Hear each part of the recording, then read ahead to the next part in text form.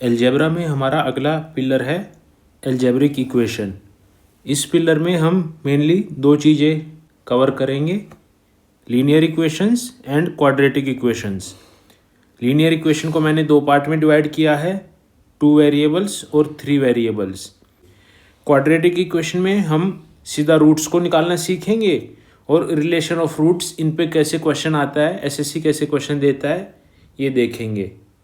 तो अगर सबसे पहले हम 2 वेरिएबल्स को देखें लीनियर इक्वेशन में, तो देखो इसमें होता क्या है, हमें दो इक्वेशन 2 वेरिएबल में दे रखी होती है, हमें उसको सिंपली सोल्व करना होता है और हमारे एक्स और वाई की वैल्यू आ जाती है।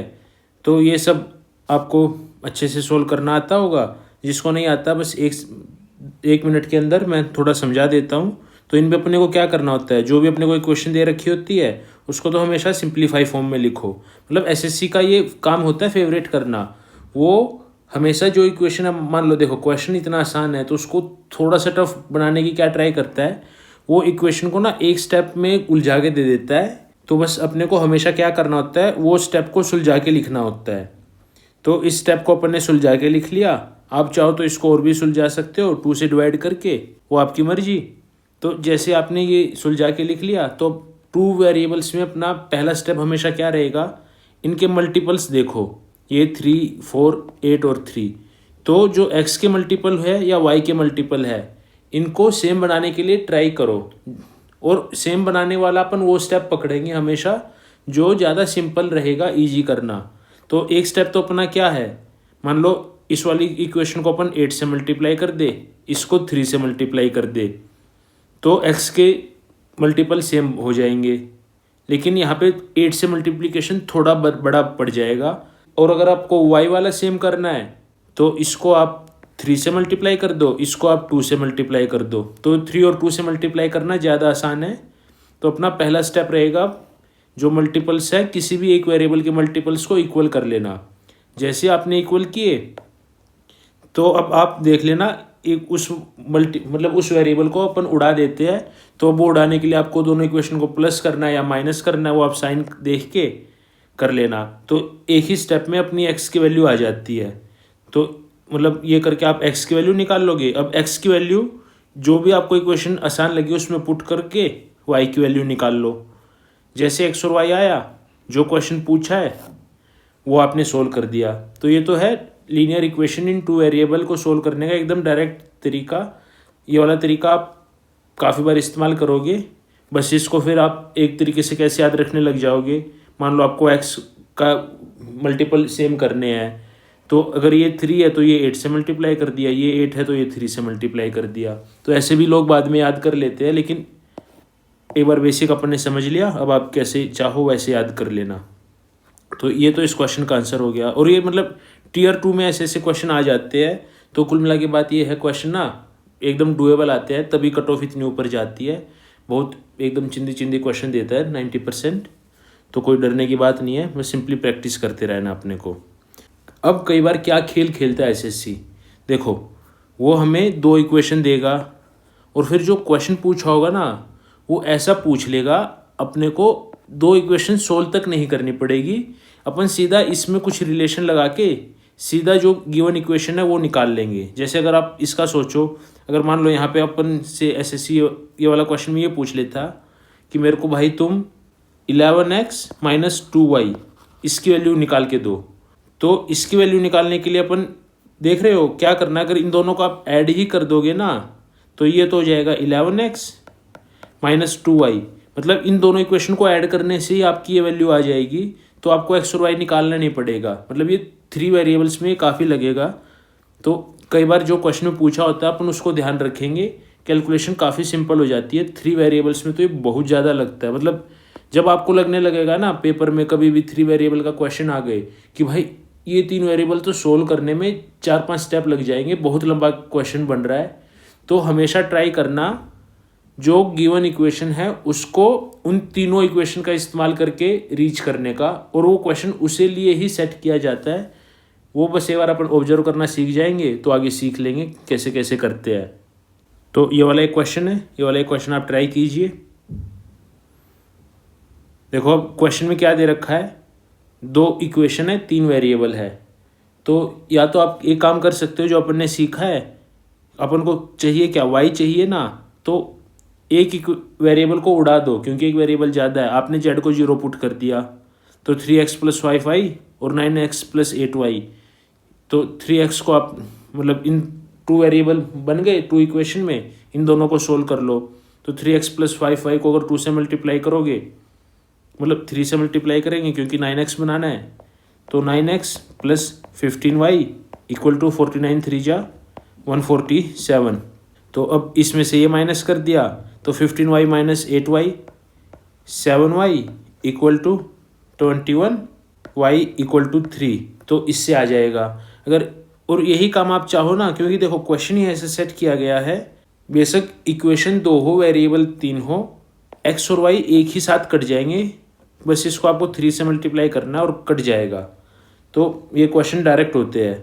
जैसे अपन ने समझाया ना ये डायरेक्ट वाला कि इस टाइप की क्वेश्चन पूछ लेता है एसएससी कि अपन ना डायरेक्ट वो चीज़ निकाल सकते हैं। तो यहाँ पे एक तरीके से इसने डायरेक्ट वाई निकाल सकते हैं, अपन ऐसे पूछ लिया है।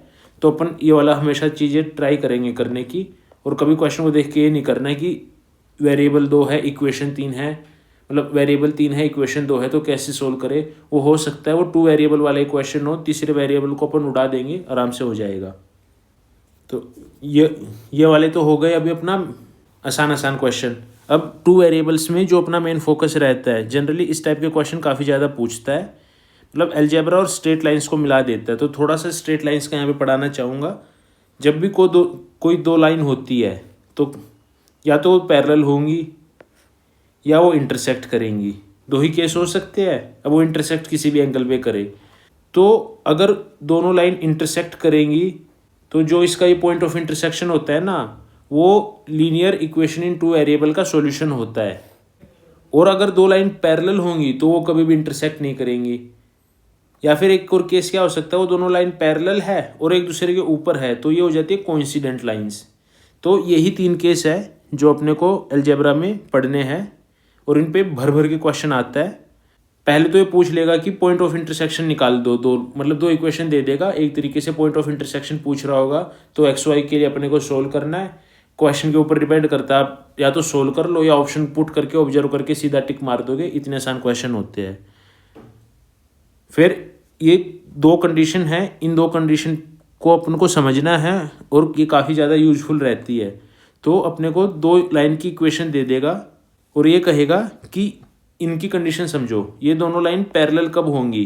पैरेलल कब होती है, जब इनका स्लोप सेम होता है। तो अगर आप स्लोप सेम देखना चाहो तो या तो स्लोप की फॉर्म में लिख के कर लो, या सीधा इसको यूँ याद रख सकते हैं, a1/a2 = b1/b2 is not equal to c1/c2। ये याद रखना। देखो ये जब जो इसका कांस्टेंट वैल्यू होती है ये सेम नहीं होगी, तो इस केस में मान लो अगर ये 2 लाइन यूं बन रही होंगी, ग्राफ है, ये दोनों लाइनें पैरेलल चलेंगी, और जब C1 और C2 के इक्वल हो जाएगा तो ये दोनों लाइनें एक दूसरे के ऊपर कोइंसिडेंट हो जाएंगी।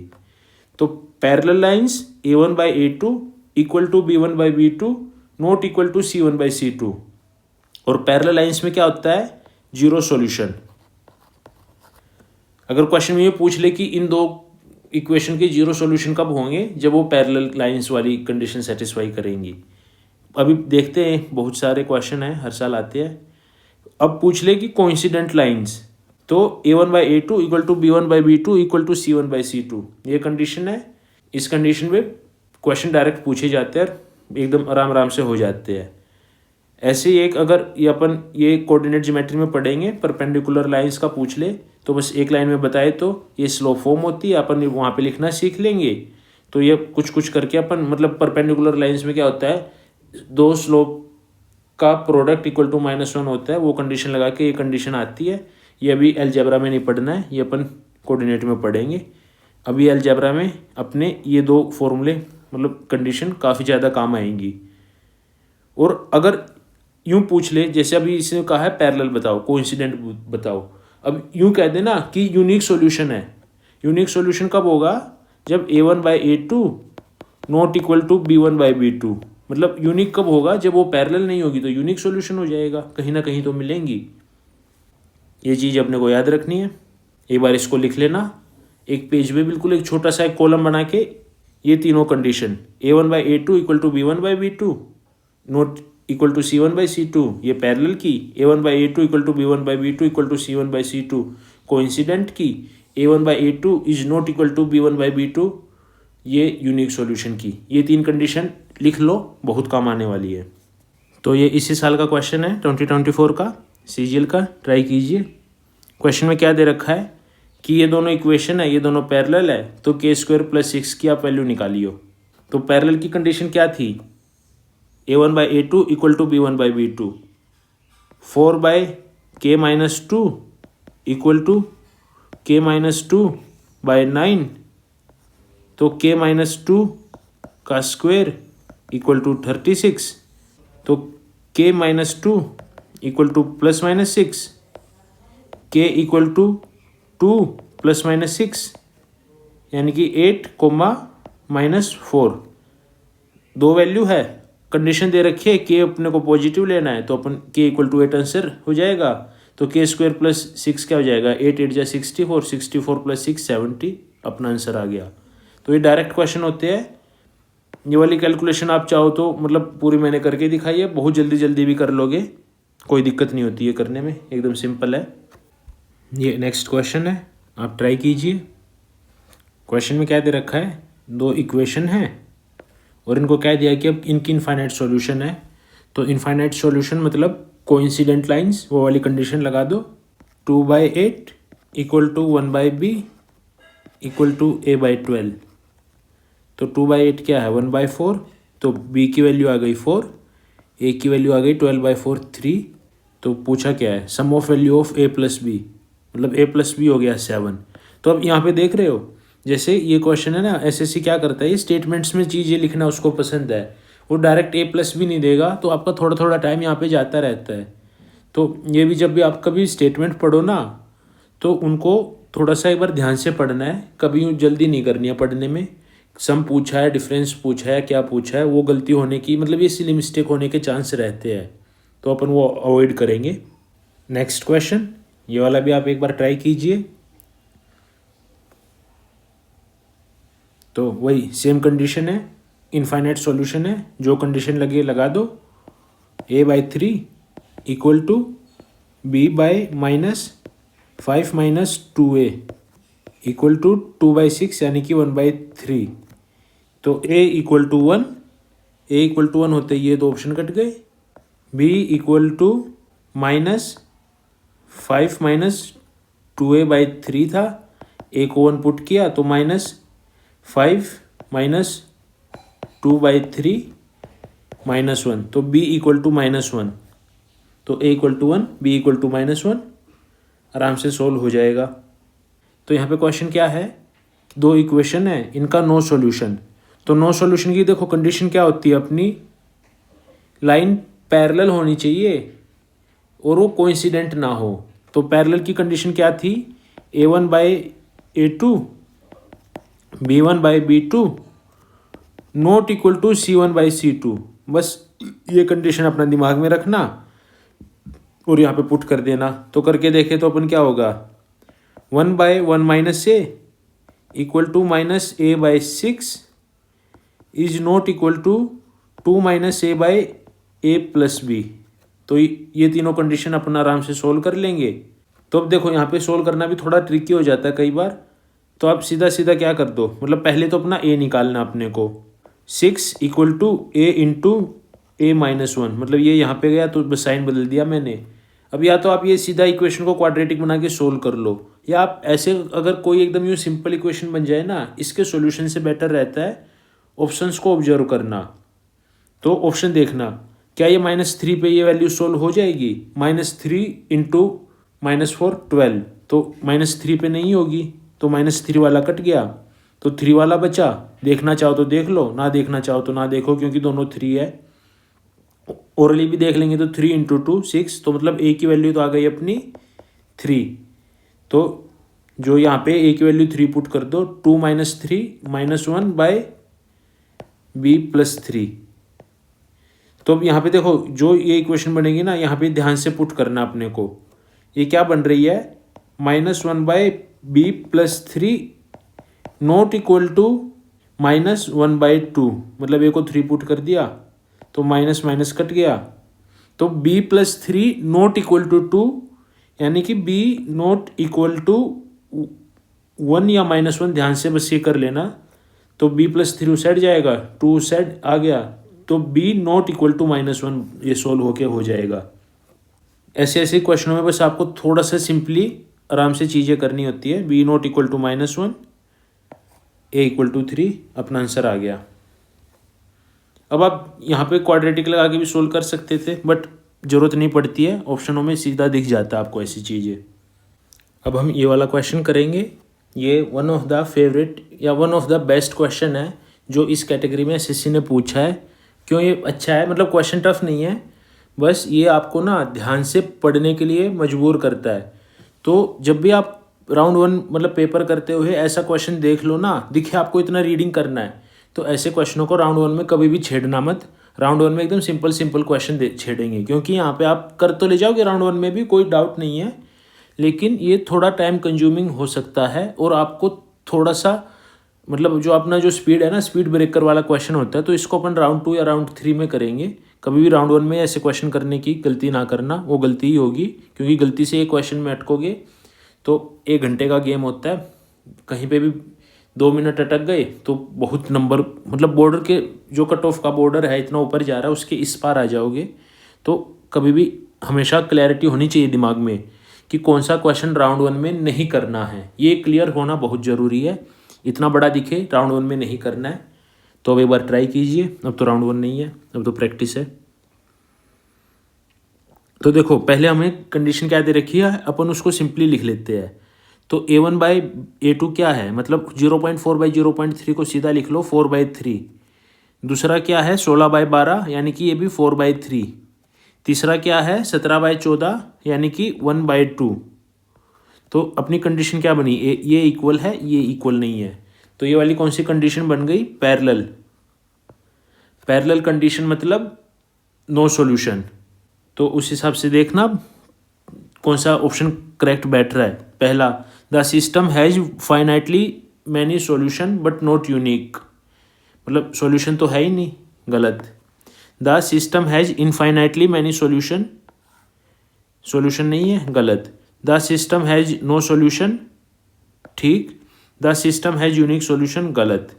तो आपने सीधा आइडेंटिफाई किया, ये पैरेलल कंडीशन थी, आपने कर दिया। यूनिक सॉल्यूशन का क्या कंडीशन थी, a1/a2 not equal to b1/b2, ये तो हो जाती है unique solution. Infinite many solution a1/a2 equal to b1/b2 equal to c1/c2, मतलब ये कोइंसिडेंट लाइंस की बात कर रहा है। अब ये वाली है, ये वाला देखना, ये वाला अगर आप दिमाग में बना पाओ कि अगर ऐसा आंसर आएगा तो वो कंडीशन क्या होती। क्वेश्चन में ये क्या कह रहा है कि has finitely many solution but not unique. तो इस वाले में एग्जामिनर क्या करेगा, जो भी अपनी 2 लाइन होंगी, जो दोनों लाइन कोइंसिडेंट होंगी, उसमें एक और कंडीशन लगा देगा कि जो x और y है ना, ये इंटीजर है बिटवीन 1 and 5, मतलब ऐसी कोई भी एक रैंडम कंडीशन लगा देगा जिससे ना सॉल्यूशन तो होंगे बहुत ज़्यादा फाइनाइटली, लेकिन वो फाइनाइट होंगे और मैनी होंगे, और मल्टीपल सॉल्यूशन होंगे तो वो नॉट यूनिक होंगे। तो इस तरीके से भी आप सोच सकते हैं, मतलब इतना डेप्थ में वो क्वेश्चन देगा नहीं जितना मेरे को लगता है, लेकिन कभी दे दे तो अपने को ऑप्शन को भी थोड़ा एनालाइज करना आना चाहिए। घर पे बैठ के एटलीस्ट इतना तो कर ही सकते हैं। तो अभी अपन ने लीनियर इक्वेशन इन 2 वेरिएबल में 2 टाइप देख लिए। नंबर 1 टाइप डायरेक्ट सोल्व कर लेना, number 2 type number of solution पे खेलना। नंबर ऑफ सॉल्यूशन के अपन ने सारे केस देखे। इसके बाद आता है टाइप 3। टाइप 3 में क्या होता है, आपकी ना लीनियर इक्वेशन इन 2 वेरिएबल बनेगी, 2 इक्वेशन बनेगी, वो किसी अरिथमेटिक के या मैथ के किसी टॉपिक में बनती होगी। ये जनरली बोट वाले में बनती है, एज वाले में बनती है, बाइंग आइटम्स में बनती है। तो ये 2 वेरिएबल में भी इक्वेशन बना देता है और 3 वेरिएबल में भी।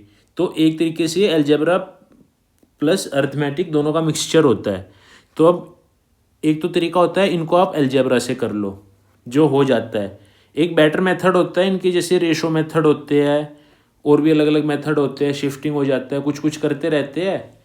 तो वो वाली चीज़ें अपन उन प्रोसेस में सीख लेंगे, लेकिन टू बी फंडामेंटली स्ट्रॉन्ग आपको अलजेब्रिक इक्वेशन लिखनी आनी चाहिए, क्योंकि जब भी पेपर में अगर कन्फ्यूजन होगी तो हमेशा बेसिक ही है, 20 सेकंड 30 सेकंड, आधा मिनट भी एक्स्ट्रा लगा के, 1 मिनट भी एक्स्ट्रा लगाने में कोई दिक्कत नहीं होती। राउंड 3 में जब अपने पास टाइम बचता है तो अपने को इंश्योर करना होता है क्वेश्चन ठीक हो जाए। ये मेथड अपनी स्पीड बढ़ाते हैं, लेकिन बेसिक मेथड इंश्योर करते हैं अपन फ्री के नंबर लुटा ना आए पेपर में। तो अभी इसके भी अपन थोड़ी देर में टाइप्स देखेंगे कैसे कैसे क्वेश्चन आते हैं। तो अब हमारा नेक्स्ट टॉपिक 3 वेरिएबल्स। इसमें हमारा सबसे पहला टाइप कि हमें सीधा डायरेक्टली एक्स वाई जेड की वैल्यू निकालनी ही पड़ेगी। जैसे एक्स वाई की लीनियर इक्वेशन इन 2 वेरिएबल्स में देखा था ना, अपने को एक्स वाई की वैल्यू निकालनी ही पड़ेगी। आप क्वेश्चन देख के समझ जाओगे कि अगर आपको ये सोल्व करना है तो इसका एक ही सॉल्यूशन है, अपने को एक्स वाई की वैल्यू निकालनी पड़ेगी। 3 वेरिएबल में अगर आपको वैल्यू निकालनी है तो उसका मतलब एक प्रोसीजर है, उसको आप थोड़ा सा समझ लीजिए। अगर पेपर में कभी भी आपको इक्वेशन लिखनी पड़ रही है तो एक रूल बना लो, हमेशा ना इक्वेशंस को यूँ वर्टिकली लिखोगे तो इससे आप ना ये वाली जो इनके मल्टीपल्स होते हैं इनमें काफ़ी आराम से रिलेशन देख पाओगे, कुछ बन रहा होगा। तो ये 3 वेरिएबल्स का नंबर 1 रूल है। जब भी 3 वेरिएबल का क्वेश्चन करो, एक तो इतना आसान आता है, ओरली आप देख के कर लोगे, लिखना नहीं पड़ेगा। अगर लिखना पड़ जाए by chance, rule number 1 vertically लिखो। रूल नंबर 2 लिखते हुए ध्यान रखो अगर वो कॉम्प्लेक्स फॉर्म है तो उसको थोड़ा सिंप्लीफाई कर लो। वो आप देख लेंगे आगे आगे क्वेश्चन में। एग्जामिनर क्या करता है, क्वेश्चन टफ तो पूछने के लिए है नहीं उसके पास, तो बस एक कॉम्प्लेक्स फॉर्म बना देता है। किसी को 3 से मल्टीप्लाई कर दिया, 2 से मल्टीप्लाई कर दिया, कुछ प्लस माइनस कर दिया। तो अपन सीधा सिंपल वर्जन वर्टिकली लिखेंगे। ये मैं इतना एम्फोसाइज इसलिए कर रहा हूँ क्योंकि अगर ये वाली चीज़ आपने हॉरिजॉन्टली लिख ली ना, फिर जो अपना जो क्वेश्चन में एक ऑब्जर्वेशन होती है वो डेवलप करने में काफ़ी ज़्यादा दिक्कत आती है। मतलब वर्टिकली लिख लोगे आपको रिलेशन डायरेक्ट दिख जाएगा, कैसे कैसे रिलेशन होते हैं अभी हम आगे देखेंगे। तो स्टेप 1 ये क्लियर हुआ। स्टेप 2 क्या होता है, आपने जैसे ही वर्टिकली लिख लिया तो अपने को क्या करना है, कोई भी एक वेरिएबल जो आराम से आप एलिमिनेट कर पाओ उसको एलिमिनेट कर लो। तो अगर यहाँ पे आप देखो आप क्या क्या एलिमिनेट कर सकते हो। आपने देखा मैं थर्ड इक्वेशन में सिंगल वाई है, तो मैं क्या कर सकता हूँ, इसको ना 3 से मल्टीप्लाई करके इसमें से माइनस कर दूँ तो वाई उड़ जाएगा। इसको 2 से मल्टीप्लाई करके इसमें से माइनस कर दूँ तो वाई उड़ जाएगा। तो 2 इक्वेशन से आपने वाई उड़ा दिया, तो फिर वो अपना क्या बन गया, 2 वेरिएबल इन 2 इक्वेशन। एक्स और जेड में एक इक्वेशन आएगी, फिर वहाँ से आप एक्स और जेड में 2 इक्वेशन आएंगी, फिर आप एक्स और जेड को सोल्व करके निकाल लो। तो मैंने ये डिसाइड कैसे किया कि मेरे को वाई उड़ाना है, तो मैंने यहाँ पे देखा अगर मैंने वाई उड़ाना है तो मैं ऐसे उड़ाऊंगा। आपका मन करे एक्स उड़ाना हो तो एक्स उड़ाने के लिए आपको इसका इस्तेमाल करना पड़ेगा। तो इसको 3 से मल्टीप्लाई करके इसमें से काटो, 2 से मल्टीप्लाई करके इसमें से काटो, आपका एक्स उड़ जाएगा। आपको जेड उड़ाने का मन करे तो आपको इसका इस्तेमाल करना पड़ेगा। मतलब देखो उड़ा तो आप और भी चीज़ों से सकते हो, फिर वहाँ पे आपको डबल मल्टीप्लिकेशन करनी पड़ेगी। तो वर्टिकली लिख लेंगे तो आप आराम से देख पाओगे लेस स्टेप्स में कैसे एफिशिएंटली ये क्वेश्चन को सोल्व किया जा सकता है। तो आपकी मर्जी, जैसे उड़ाना चाहो उड़ा लो। तो यहाँ पे आपने 2 से मल्टीप्लाई करके एक इक्वेशन बनाई, उड़ाया, तो मैंने ये उड़ा के लिख रखा है।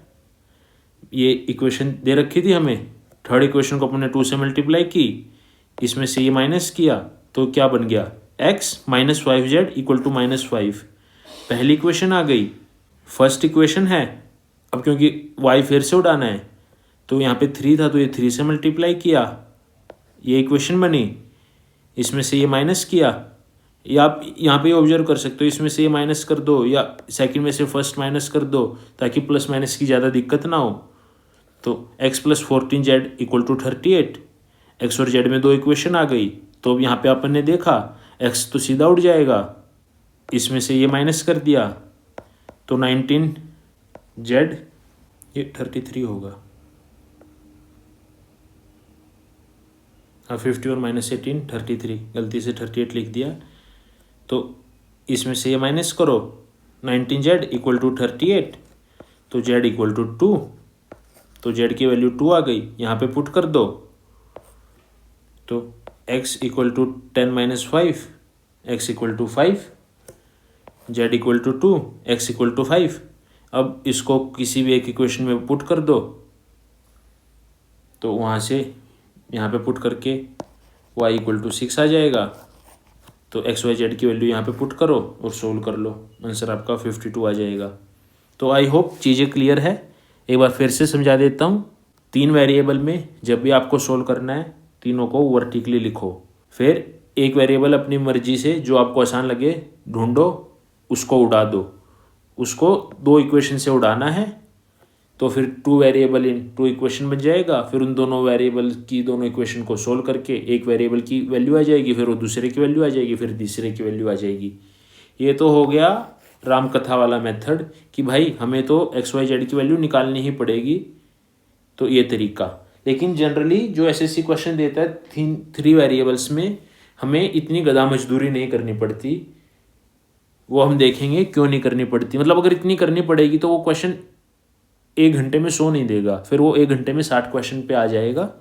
तो मेंस में कभी कभार हो सके तो गधा मजदूरी करा सकता है, लेकिन जितना मैंने अभी तक एनालाइज किया और पेपर को समझाऊँ, गधा मजदूरी कराना एसएससी को इतनी पसंद नहीं है, एक्सेप्ट 1 या 2 क्वेश्चन।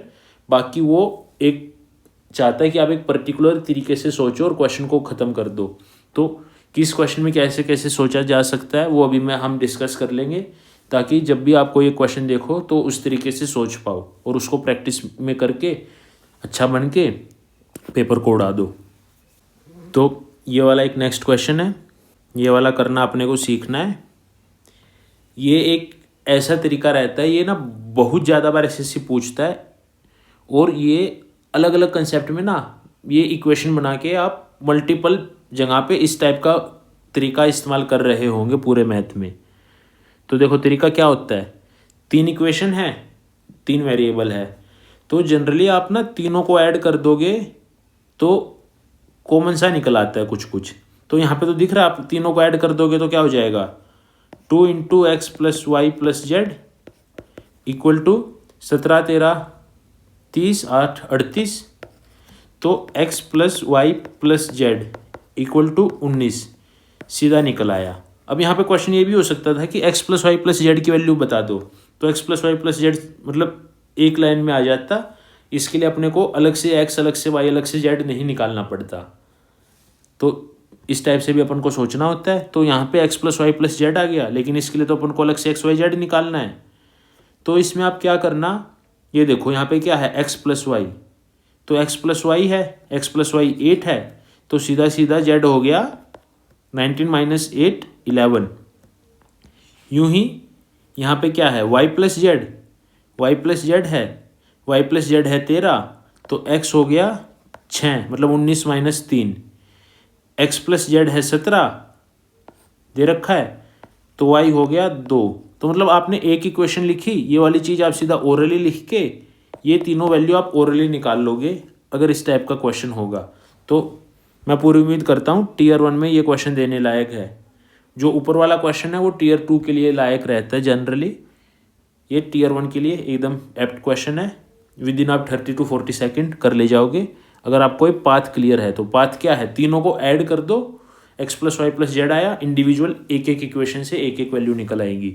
और इस टाइप की एप्लीकेशन तो आप करते ही रहोगे पूरे मैथ में, मॉक्स में, PYQ में बहुत दिखेंगी आपको। x² / yz पुट करके निकाल लो, 36 / 2 × 11 18/11 हमारा आंसर आ गया। तो ये तो 3 वेरिएबल्स का टाइप 1 हो गया, जहाँ पे अपने को x y z निकालना ही पड़ रहा था। अब टाइप 2 देखते हैं। टाइप 2 में क्या होता है, हमें x y z निकालना नहीं होता, हमारे सामने x y z की वैल्यू दे रखी होती है, बस हमें उसको चेक करना होता है कौन सा ठीक है कौन सा गलत है। तो इसका जो एक तरीका है, अगर ऑप्शन एकदम आपको आसान मिल जाए तो आप कोई भी एक इक्वेशन को उठा के चेक कर लोगे, क्वेश्चन आसान होगा, 10-15 सेकंड में हो जाएगा।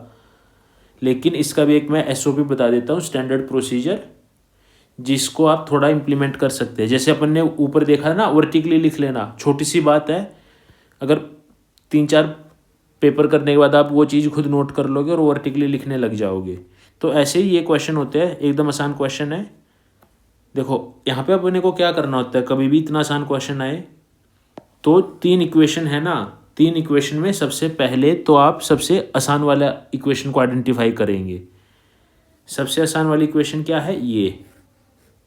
तो अगर अपने को कोई भी ऑप्शन चेक करना है तो अपन ये इसी इक्वेशन में चेक करेंगे, यूँ नहीं कि तीनों में चेक करने लगेंगे। तो इस इक्वेशन में सीधा सीधा आप ओरली भी देख पाओगे कौन से वाला ऑप्शन फिट बैठेगा, ये वाला, क्योंकि बाकी सब में तो कट पिट जाएगा। तो आपको अगर इक्वेशन 3 दे रखी है लेकिन आपने सबसे आसान इक्वेशन पकड़ ली और उसमें फिर ऑप्शन चेक कर लिए और बाकी तीनों भगवान की दया से कट भी गए, तो काम हो गया। एक लाइन में 10-15 सेकंड में आपका ये क्वेश्चन हो जाएगा। अब मान लो खुदा ना खास्ता ऐसा काम हो जाए, आपने सबसे आसान इक्वेशन तो पकड़ ली थी लेकिन उसमें भी पता लगे ये 5-4-3 या 3-4-5 ऐसे ऐसे, मतलब 5-4-3 के ही मतलब परम्यूटेशन करके दे दे, तो इसमें आप 2 काम कर सकते हो। या तो सेकंड ईजीएस्ट इक्वेशन पकड़ लो, या आप कई बार अपनी चीज़ों को थोड़ा आसान करने के लिए ना इन इक्वेशन से एक छोटी सिंपल इक्वेशन बना लो। तो वो आपकी मर्जी, कैसे भी बना लो, एक स्टेप लगता है। जैसे यहाँ पे अपन कैसे इक्वेशन बना सकते हैं, x + y + z है, ये दोनों को आप ऐड कर दो तो क्या बन जाएगा, z से z कट गया तो x + y × 2 = 12 और 6 18, तो 18 में से 18 / 2 9, तो x + y = 9। तो अब अगर आपको मल्टीपल ऑप्शंस चेक करने थे तो इंस्टेड ऑफ चेकिंग तीनों आप सिर्फ x और y को भी चेक कर सकते हो। मतलब मैं ये नहीं कह रहा क्वेश्चन ऐसे करना है, ये एक स्टैंडर्ड ऑफ प्रोसीजर है जो आप टफ क्वेश्चन में लगाओगे। जब टफ क्वेश्चन आएगा ना मैं दिखाऊंगा, और वहाँ पे लोग क्या कहते हैं, पहले एक ऑप्शन को ट्राई कर लो, फिर दूसरे को, फिर तीसरे को, फिर चौथे को। गलती से चौथा ऑप्शन आपका आंसर हो और आपको 4 ट्राई करने पड़ गए ना, और वो 2-3 इक्वेशन में लगाना पड़ गया कोई ऑप्शन, आपके सीधे 2 मिनट गए भाई। और टीयर 1 में 2 मिनट इज लाइक 10 नंबर, बहुत उड़ जाएंगे नंबर आपके। तो इनसे अपने को बनानी है छोटी एक सिंपल इक्वेशन और फिर उस इक्वेशन को चेक कर लेंगे, क्योंकि यहाँ पे क्वेश्चन आसान है। तो यहाँ पे x + y = 9 है, तो यहाँ से तो सीधा x + y से आप यहाँ से z की वैल्यू निकाल लो, मतलब क्वेश्चन तो सॉल्व हो जाएगा। ये इस क्वेश्चन के लिए नहीं है, ये एक तरीका है सिंपल इक्वेशन बना के फिर ऑप्शन चेक कर लेना। तो वो अपन देखेंगे आगे अच्छे क्वेश्चनों में वो कैसे लगता है। ये तो बच्चों वाला क्वेश्चन है, ओरली देखा, 5 4 9 3 12, 12 का एक ही है, चलो भाई हो गया। और इस साल का ही क्वेश्चन है। देखो मैंने तो ये वाला क्वेश्चन आपको एकदम वर्टिकली फॉर्म में दे रखा है। असली पेपर में क्वेश्चन थोड़ा सा यूँ गंदमच के आता है, एक तो गंदमची होती है, एक पीछे आपके काफ़ी वाटर मार्क रहते हैं। तो ये सिंपल क्वेश्चनों में भी थोड़ा दिमाग ख़राब होने की थोड़ा सा चांस रहता है। डिम लाइट हो, आपकी सीटिंग अरेंजमेंट अच्छी ना हो, तो फिर आपकी मतलब किस्मत ही ख़राब है। मतलब किस्मत में एसएससी के लिए 2 चीज़ें मानता हूँ, किस्मत आपने ऑप्शन में तुक्का मारा और आपका तुक्का ना लगा, वो वाली मैं किस्मत नहीं मानता। अगर आपका तुक्का नहीं लग रहा है ना, तो कारण है आपने उस चीज़ की उस तरीके से प्रैक्टिस नहीं की। जितनी ज़्यादा आप हार्डवर्क करोगे तुक्के आपके लग जाएंगे। अब आउट ऑफ द हैंड आपकी चीज़ें आ जाए, इन्विजिलेटर आपके सर पे खड़ा है, बीच में साइन कराने लग गए, तो ये वाली किस्मत वाली चीज़ें होती है। तो जो हमारे कंट्रोल में नहीं होती वो किस्मत को हम थोड़ा मान सकते हैं, लेकिन फिर उस किस्मत के लिए हम रो नहीं सकते। उससे बेटर है अपनी जो हमारे हाथ में चीज़ें उसको अच्छे से प्रिपेयर करेंगे और एग्ज़ाम को फोड़ देंगे। ये नेक्स्ट क्वेश्चन है, वीडियो को पॉज करके ट्राई कीजिए और जल्दी से ठीक कीजिए। कर लिया? तो ये देखो 3 इक्वेशन और हर बार मतलब ऑप्शन भी एक जैसे दिख रहे हैं। तो अपने को क्या करना है, सबसे पहले सबसे आसान इक्वेशन ढूंढो। ये क्या सबसे आसान है, x + 2z, x + 2z = 3। क्या ये सेटिस्फाई कर रहा है? नहीं कर रहा। क्या ये सेटिस्फाई कर रहा है? हाँ कर रहा है। क्या ये सेटिस्फाई कर रहा है? नहीं कर रहा। क्या ये सेटिस्फाई कर रहा है? नहीं कर रहा। तो आपने बस एक इक्वेशन आसान वाली ढूंढी, आपका आंसर आ गया। तो देख रहे हो, मतलब 3 वेरिएबल के बच्चों वाले क्वेश्चन देता है, बस आपको ठीक की इक्वेशन पकड़नी है। अब गलती से आप ये वाली इक्वेशन पकड़ लो, क्योंकि अब ये तो मतलब देखो कितना प्यारा एग्जामिनर है यार, सबसे पहले अपने को सबसे आसान वाली ही पकड़ के दे दे कि बेटा गलती से गलत मत कर देना और टाइम मत लगा लेना। सबसे आसान वाली सबसे ऊपर ही रख के दे दी, लेकिन अगर ऊपर रख के ना दे, थोड़ा एग्जामिनर निर्दयी बन जाए, तो अपन थोड़ा ध्यान लगा के ढूंढ लेंगे। देगा तो 3 इक्वेशन, एक तो कमज़ोर देगा, और अगर कमज़ोर ना दे तो कमज़ोर हम बना लेंगे एक बार में। मतलब कमज़ोर बनाने में आपको 10 सेकंड नहीं लगेगी करने में। अब वो 10 सेकंड बचाने के चक्कर में आप ऑप्शन पुटिंग करके करने लग जाओगे तो वो 10 सेकंड आपके 2 मिनट खा जाएंगे, ये मेरी गारंटी है। अगर गारंटी पे शक कर रहे हो, क्वेश्चन है इसी साल का है, वीडियो को पॉज करके जल्दी से सोल्व करके देखो कितनी जल्दी आप कर पाओगे।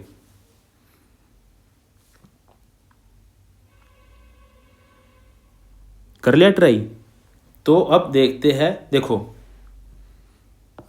3 इक्वेशन दे रखी है, तीनों थोड़ी सी दिक्कत वाली बन रही है। तो एक काम तो आप, और ऑप्शन भी ना, जैसे पीछे तो क्या था 0 1 1 या वो 5 4 3 एक ही जैसे ऑप्शन थे, तो आप आराम से देख पा रहे थे। यहाँ पे तो ये ऑप्शन भी घुमा रहा है और उनके साइन भी बदल रहा है। फिर आप कैसे कैसे पुट करके देखोगे, और कोई आपको आसान इक्वेशन भी दिखाई नहीं दे रही। तो यहाँ पे आप क्या काम कर सकते हैं, आसान इक्वेशन बना सकते हैं। तो आसान इक्वेशन बनाने के अलग अलग तरीके रहते हैं। एक तरीका क्या रहता है, आप वर्टिकली लिख लो। अगर आपने वर्टिकली लिखा नहीं है और भाई टीयर 1 में वर्टिकली लिखने का टाइम नहीं लगता, तो अपन हमेशा सबसे पहले कांस्टेंट वाले से चालू करेंगे।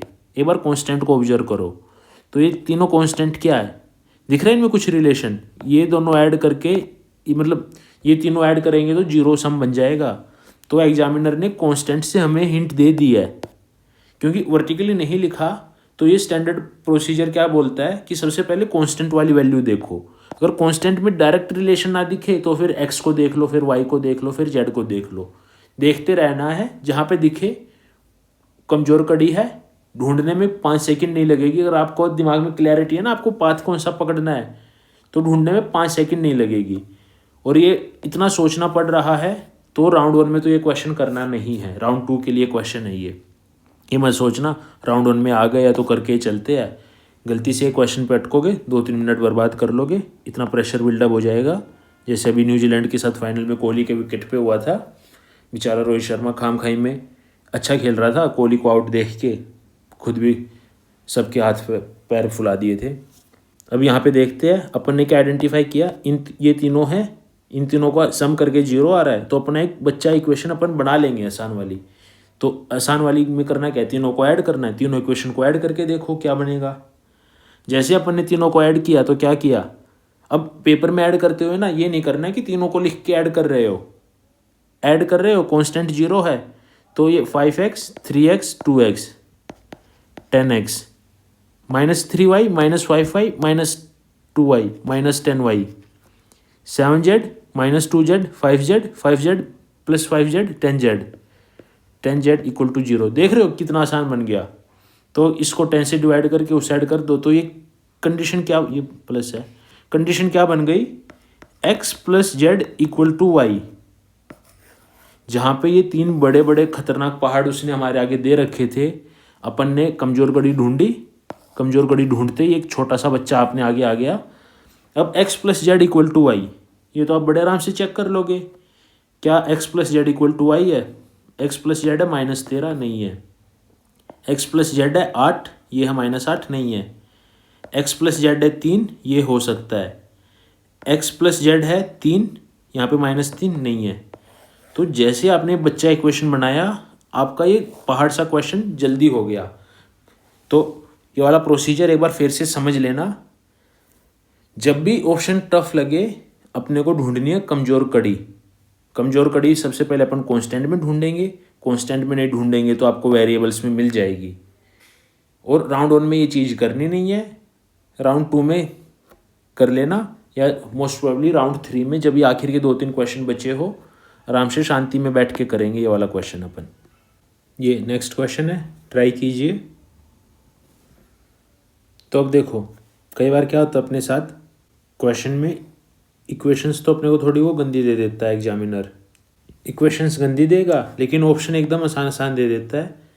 तो अभी अपन ने क्या सीखा था पहले, अगर इक्वेशन और ऑप्शन दोनों गंदे हैं तो अपन ट्राई करेंगे आसान इक्वेशन को ढूंढने की।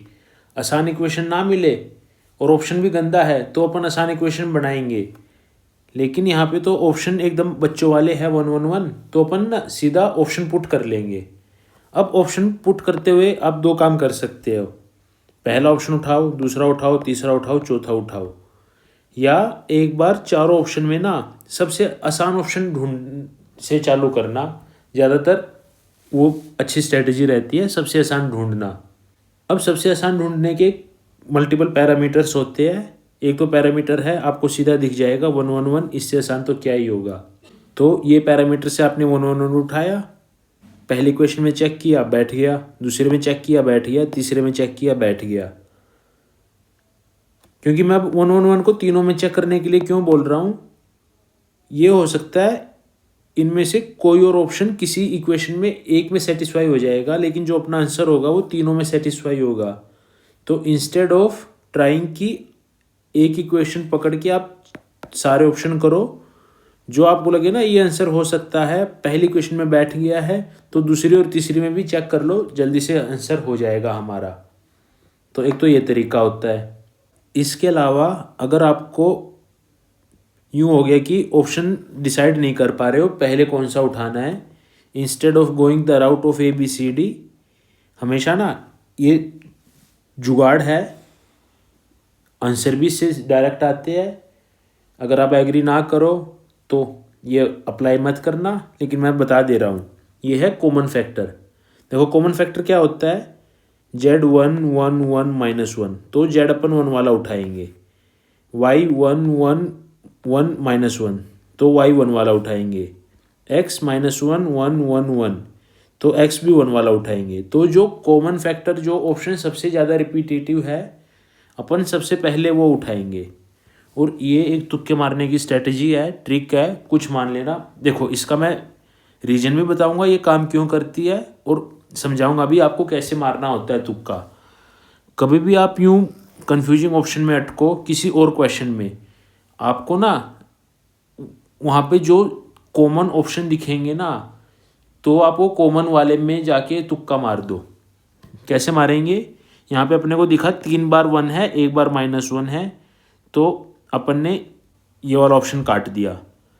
X में देखा -1 1 1 1, तो ये वाला ऑप्शन काट दिया। Y में देखा 1 1 -1 1, तो ये वाला ऑप्शन काट दिया। ये अपना आंसर आ गया कॉमन फैक्टर से। ये वाला आप ट्राई करना, बहुत जगह लगेगा, भर भर के लगेगा। अब ये लगता क्यों है, इसका रीजन समझोगे तो थोड़ा इस पे भरोसा आएगा। जनरली एक क्वेश्चन होता है, उस क्वेश्चन का एग्जामिनर एक आंसर सेट कर देता है। अब एग्जामिनर को बाकी गलत ऑप्शन बनाने पड़ते हैं, तो एग्जामिनर अपना ठहरा आलसी, हर ऑप्शन में एक एक छोटी छोटी वेरिएशन करके एक ऑप्शन बना देता है। तो ये एग्जामिनर का आलस है, जिस कारण से ये कॉमन फैक्टर वाला काम करेगा। अगर एग्जामिनर आलसी नहीं होगा तो कॉमन फैक्टर काम नहीं करेगा। बट ये आपको पता होना चाहिए और अप्लाई करके देखना कितना यूज होता है। अब इसके आपको एक्सेप्शन केस भी मिल जाएंगे, लेकिन वो क्वेश्चन ही इतने आसान होंगे कि आपको एक कॉमन फैक्टर का जुगाड़ करना ही नहीं पड़ेगा। आंसर आपके आगे बैठा होगा कि भाई मैं आंसर हूँ। ये हथियार लगेंगे जब आप पेपर में एकदम कंफ्यूज हो चुके हो, ना आपसे आंसर हो रहा है ना आपको समझ आ रहा है, बस गलती से आपको कॉमन फैक्टर दिख गया, तो क्वेश्चन छोड़ने से बढ़िया है जुआ खेल लो, कोई बुराई नहीं है। मैं तो खेल लेता हूँ, मतलब यही खेल खेल के 3 बार UPSC के प्रीलिम्स क्लियर किए हैं अच्छे नंबर से। मतलब पढ़, और ये सब चीज़ें ना काफ़ी ज़्यादा पढ़ने के बाद ही आप अप्लाई कर पाओगे। अब आप बस यूँ कर लोगे मैं सिर्फ कॉमन फैक्टर और ट्रिक्स के भरोसे जाऊँगा, बिल्कुल नहीं। कॉमन फैक्टर और ट्रिक्स होते हैं जो आपका बेस स्ट्रॉन्ग हो ना, फिर उसको एम्पलीफाई करने के लिए। आपका बेस कॉमन फैक्टर और ट्रिक्स ये चीज़ें नहीं बना सकती, बेस खुद बनाना है। तो जो कट ऑफ की लाइन होती है ना, उससे आप थोड़ा सा पीछे रहोगे, तो इन ट्रिक्स से ये थोड़ा मोटा ध्यान रखने से आप कट ऑफ की लाइन के उस पार आ जाओगे। प्रीलिम्स क्लियर, मेंस में आग लगा देना। मेंस भी क्लियर, अच्छी रैंक आ जाएगी, अच्छी रैंक आ जाएगी, होम पोस्टिंग मिल जाएगी। जितने ज़्यादा आप पेपर में ध्यान दोगे उतने ज़्यादा आपका स्कोर बढ़ता रहेगा, और SSC का पेपर है हाई स्कोर करने के लिए। ये अगला क्वेश्चन है, मैंने इसको वर्टिकल फॉर्म में पहले से लिख के दे दिया है, ज़रूरी नहीं आपको एग्ज़ाम में ऐसे ही मिले। मैं चाहता हूँ ये क्वेश्चन को आप वीडियो को पॉज करके आराम से कीजिए और करते हुए देखो एक्स और वाई की वैल्यू तो आप एक्स वाई जेड की वैल्यू नहीं निकालनी है, ये अभी हिंट दे दे रहा हूँ। क्वेश्चन में देखो क्या पूछ रखा है और फिर क्वेश्चन को करने की ट्राई करो। तो कर लिया। तो अब देखो इसका प्रोसीजर क्या रहेगा हमारी थिंकिंग का। सबसे पहले स्टेप, जब भी आपको दिखे यहाँ पे दिखेंगी चीज़ें तो इंश्योर करो चीज़ें अपनी सिंप्लीफाइड वर्जन में लिखी हो। तो ये तो मतलब दिख रहा है ना, ये सब 3 से मतलब एग्जामिनर ने क्या किया है, यहाँ पे 9 था, ये 3 था, बस ये था तो पहले ही 9 बस उसको लगा यार इतना आसान क्या दूँ, तुक्का मार के कर जाएंगे लोग, 3 को वहाँ पे कर दिया। तो अपन सिंप्लीफाइड वर्जन में 3 को यहाँ पे ला के लिख देंगे। तो पहला स्टेप हमेशा सिंप्लीफाइड वर्जन लिखो। दूसरा स्टेप मतलब ये पहले स्टेप का ही रहता है। क्वेश्चन में देखो अपन ने क्वेश्चन में क्या देख लिया है, अपन ने देख लिया है एक्स वाई नहीं पूछा है, एक्स वाई का कुछ मल्टीपल पूछा है और सबसे बड़ी हिंट यहाँ पे जेड गायब है। तो अब मैं देखो ये ध्यान से समझना, 3 वेरिएबल वाले में क्वेश्चन पूछा गया है जिसमें जेड गायब है। तो अपने को क्या करना होता है, तीनों इक्वेशन का ऐसा इस्तेमाल करो कि जेड उड़ जाए। मतलब 2 इक्वेशन को भी उड़ा के कर सकते हो आप, फिर वहाँ से क्या होगा आपको एक्स और वाई की वैल्यू निकालनी पड़ेगी। ये ध्यान से सुनना, ये बहुत इंप्लीमेंट होता है। 3 वेरिएबल में एक्स और वाई का ही कुछ कुछ पूछा गया है, बड़ा मल्टीपल पूछा गया है, आपने सिंप्लीफाइड लिख लिया और अपने को अब जेड उड़ाना है। तो जेड को ऐसे उड़ाना है कि तीनों का इस्तेमाल हो। तो ट्राई कीजिए, देखिए तीनों को आप कैसे उड़ा सकते हो। तो उड़ाना अपने को जेड है, तो अभी हमें यहाँ पे जेड को ख़त्म करना है विद द कंडीशन, तीनों इक्वेशन का इस्तेमाल करके। कैसे कर सकते हैं, ये दोनों तो ऐड कर दो और इसको 4 से मल्टीप्लाई करके ऐड कर दो तो हो जाएगा ख़त्म। और जैसे ही हम ये ख़त्म करके देखेंगे तो क्या रियलाइज करेंगे, x प्लस 2x प्लस 18 4 जा 72x, ये आ जाएगा 75x जो हमें डायरेक्टली चाहिए था। इसी तरह y भी 113y बनेगा। तो ये क्वेश्चन क्या हो गया, अभी यहाँ पे हमें ना x और y की इंडिविजुअल वैल्यू निकाल के ये क्वेश्चन सोल्व नहीं करना पड़ा, जो कर सकते थे लेकिन वो बहुत लेंथी पड़ जाता। तो जैसे मैंने बताया था ना, क्वेश्चन एग्जामिनर ऐसे ही सेट करता है कि हमें उसकी वैल्यू नहीं निकालनी पड़ेगी, हम ऑब्जर्व करके चीज़ों को कर ले जाएंगे। तो इस क्वेश्चन में यहाँ पे अभी क्या हो रहा होगा, हमने फर्स्ट इक्वेशन, सेकंड इक्वेशन और थर्ड इक्वेशन इंटू 4 इन 3 को ऐड किया, अपना एक्स उड़ गया, मतलब अपना जेड उड़ गया और ये सीधा आंसर अपना थोड़ा सा कैलकुलेट करके 163/3 सीधा आ जाएगा। अब चाहो तो आप इसको एक्स वाई जेड की, नहीं मेरे को तो ये अच्छा रास्ता नहीं लगा, मेरे को करना है पूरा एकदम मेहनत वाला काम, तो चाहो भाई आप एक्स वाई जेड निकाल लो, एक्स वाई जेड निकालना सिखाया है। लेकिन क्वेश्चन का काम एक्स वाई जेड निकालना नहीं होता है हमेशा, और ये चीज़ें हमें देखनी सीखनी पड़ेंगी। अब क्या ये मेथड इतना आसान है कि यार सबको दिखना चाहिए, ये मेथड पहली बार में बिल्कुल भी नहीं दिखता है और हर क्वेश्चन में ये मेथड लगता नहीं है, लेकिन काफ़ी ज़्यादा क्वेश्चन में जहाँ पे ये मेथड लगता है तो हमें वो लगाने की नज़र अपनी डेवलप करनी पड़ेगी। तो अभी देखो, अगर कोई दूसरे एग्जाम वाला बच्चा ये वीडियो देख रहा है जिसका मतलब CGL के साथ साथ CHSL और भी चीज़ें वो टैकल करना चाहता है, तो मैं अभी जो अपनी कुछ चीज़ें जो स्पेसिफिकली अच्छे एग्जाम्स मतलब अच्छे क्वेश्चनों के लिए मैं जो डिस्कस कर रहा हूँ, तो आप अपने नोट्स में ना एक ये क्वेश्चन लिख के, मतलब ये 3-4 मेथड ही है, ज़्यादा इतना कुछ यूनिक और एकदम रॉकेट साइंस मैंने बताया नहीं है। इन क्वेश्चनों को एक बार आप लिख लीजिए एक पेज पे, मतलब ये एक आपका एक सैम्पल बन जाएगा, ताकि जब आप इनके PYQ करोगे ना, खुद ये चीज़ें ऑब्जर्व करके वहाँ पे अप्लाई करके देखना और फिर मेरे को बता देना कि क्या ये मेथड लग पा रहे हैं या आपको एक्स वाई जेड की वैल्यू निकालनी पड़ रही है। तो ये नेक्स्ट क्वेश्चन है, Tier 2 CGL का ही है। तो ये 3 इक्वेशन दे रखी है, ये अपने को निकालना है, तो चलो भाई निकालो। तो अब आपको मतलब ये चीज़ें मैंने वर्टिकली लिख के दे दिया है तो ज़्यादा मेहनत लगेगी नहीं। अपने को देखो करना क्या है, x + y + z निकालना है। तो इस बार अपने को x y z की इंडिविजुअल वैल्यू नहीं निकालनी, जस्ट ऑब्जर्व वर्टिकली। 7 3 10 5 15, 9 4 13 2 15, 11 6 17 -2 15। तो अगर अपन तीनों को ऐड ही कर देंगे ना तो एक तरीके से x + y + z × 15 बच जाएगा। तो उससे आप ये कर लेना, ये कर रखा है नीचे। ये इसको एक बार सिंप्लीफाइड फॉर्म में लिख लिया। मतलब ये बस मैं लिखने के लिए दिखा रहा हूँ, क्वेश्चन को सोल्व करते हुए। मतलब अगर आपने ये चीज़ें नोट कर ली है ना,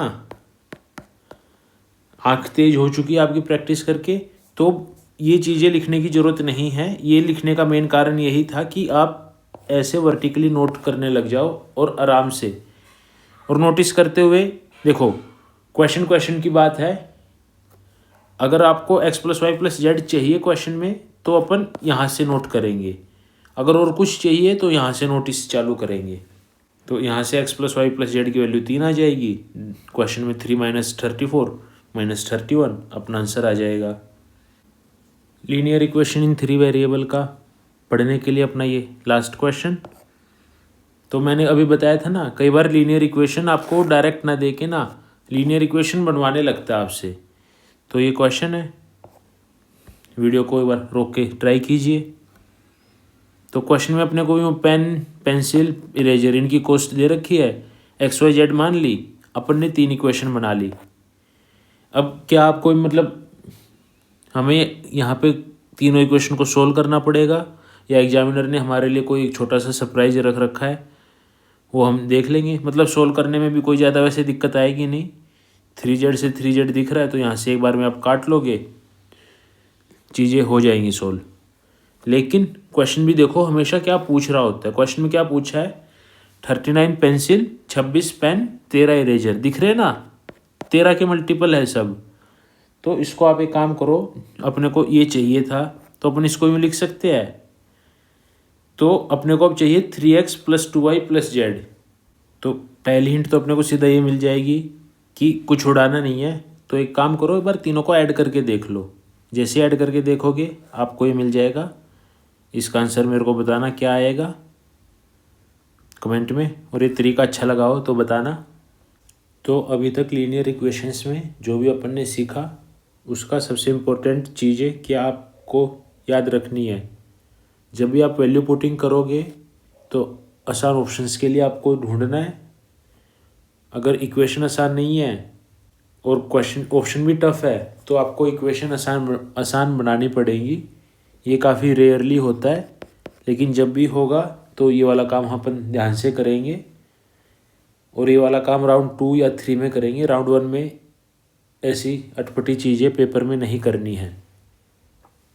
नंबर 2, हम हमेशा ये देखेंगे कि क्वेश्चन में हमसे क्या पूछा गया है। मतलब ये तो अलजेब्रा, पूरे मैथ, पूरे एसएससी या इवन हर एग्ज़ाम के लिए ये रूल तो लगता ही है कि हमेशा फोकस ये रहेगा कि पूछा गया है तो उसके अकॉर्डिंग ही हमें चीज़ें को सोल्व करना है। और 3 वेरिएबल में जो सबसे बड़ी चीज़ है, काफ़ी क्वेश्चन बगैर सोल्व किए भी होते हैं। तो वो वाले क्वेश्चन आप आइडेंटिफाई कर पाओ तो अपन थोड़ा जल्दी कर लेंगे। आइडेंटिफाई नहीं कर पाए तो सोल्व करके तो करना ही पड़ेगा। और आइडेंटिफाई कर पाए अपन चीज़ें आराम से तो उसके लिए अपने को वर्टिकल लिखना पड़ेगा। अगर वर्टिकल नहीं लिख पा रहे हो आप, टाइम नहीं है, तो आप मतलब इस तरीके से देखना, पहले सारे कांस्टेंट टर्म्स देखना, फिर इनके मल्टीपल्स का देखना, प्लस माइनस होके चीज़ें आ रही होंगी। और कांस्टेंट का क्या देखना है, इनका क्या देखना है, वो आपको क्वेश्चन बता देगा। अगर क्वेश्चन में ऐसे ही आ गया ना x + y + z, मतलब अगर क्वेश्चन में आपको तीनों ही वेरिएबल का कुछ फंक्शन आ रहा है प्लस में, अब वो कुछ छोटा मोटा मल्टीप्लाई होकर प्लस में आएगा, तो आपको तीनों को करीब करीब ऐड ही करना पड़ेगा। ज़्यादातर केस में ये हो सकता है एक आधे नंबर से मल्टीप्लाई करके ऐड करना पड़े। और अगर कोई 2 का पूछा था, जैसे वहाँ पे 75x + 113y था, तो आपको तीनों का इस्तेमाल करके, 2 का नहीं, तीनों का इस्तेमाल करके एक जो वेरिएबल नहीं है उसको उड़ाना पड़ेगा। 99% चांस है उसी से आपका क्वेश्चन हो जाएगा। ऐसे क्वेश्चन हो तो आप टफ क्वेश्चन को इजी क्वेश्चन बना लो यहाँ से देख के और कर लो। तो ये सब चीज़ें हैं, काफ़ी डिटेल में डिस्कस कर लिया है। आई होप पेपर के प्रेशर में और प्रैक्टिस में आप ये सब चीज़ें लगा पाओगे, इसलिए बार बार बोल रहा हूँ क्योंकि ये चीज़ें जनरली कहीं पर डिस्कस नहीं करते लोग, सीधा बस करते रहते क्वेश्चन। तो ये थोड़ा यूनिक था तो इसलिए थोड़ा ज़्यादा इस पर मैंने दबाव डालने की ट्राई की है।